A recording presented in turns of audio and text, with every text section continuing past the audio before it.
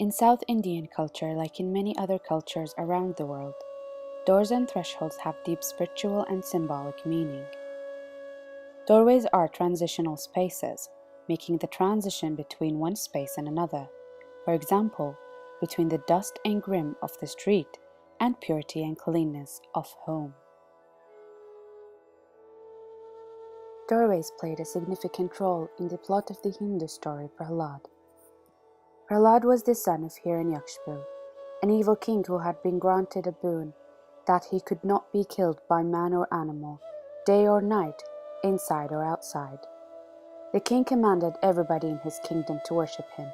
However, to his great disappointment, his son Prahlad refused, and worshipped Lord Vishnu instead. After tolerating abuse from Hiranyakshipu, Prahlad is eventually saved by Narasimha, the half-man, half-lion avatar of Vishnu, who kills the king at the doorway of his home at dusk time. Thresholds and doorways are important in Vastu Shastra, or science of construction principle. The principle consists of guidelines born out of a traditional view on how the laws of nature affect human houses. Since the doors within the home serve as openings, they allow positive energy into a space while keeping negative energy at bay. Therefore, the direction of the door becomes vital. For example, in South Indian culture, front doors facing east bring good fortune and happiness to the household, while south-facing doors brings in sharp energy which disturbs positive energy field of the house.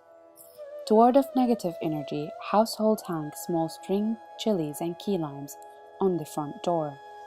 Also, during celebrations such as Pongal, the Hindu New Year, South Indians households hang fresh mango leaves outside the front door to bring blessings to the house.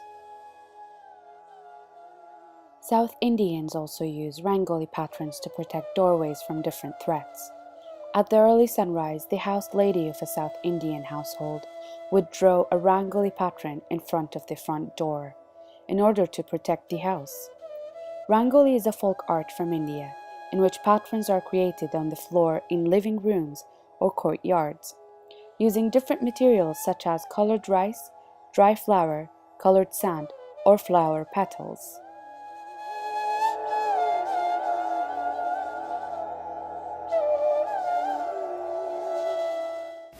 A Rangoli pattern is a decorative pattern done in front of houses, and these patterns are done with an idea of welcome, with an idea of protecting the house where it's considered to be a web, and the belief is the web traps anything evil or bad of the passerby.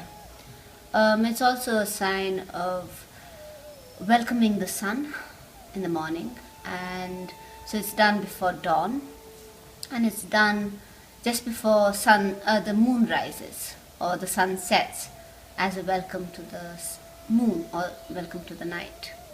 So usually it's done twice in the day. It's done again in the morning and the evening.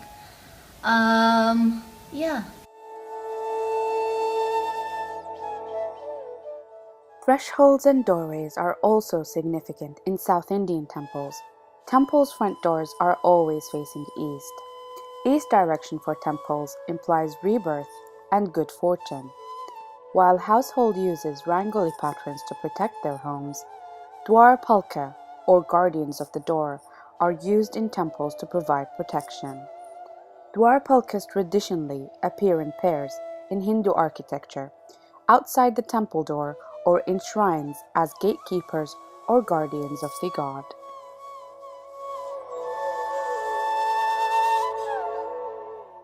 The importance of thresholds and doorways in South Indian culture is not bound to specific religion or belief.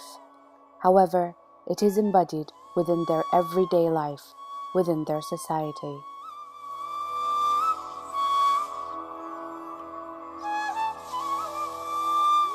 Part of culture, and culture is important, and it gives a sense of togetherness for everybody to.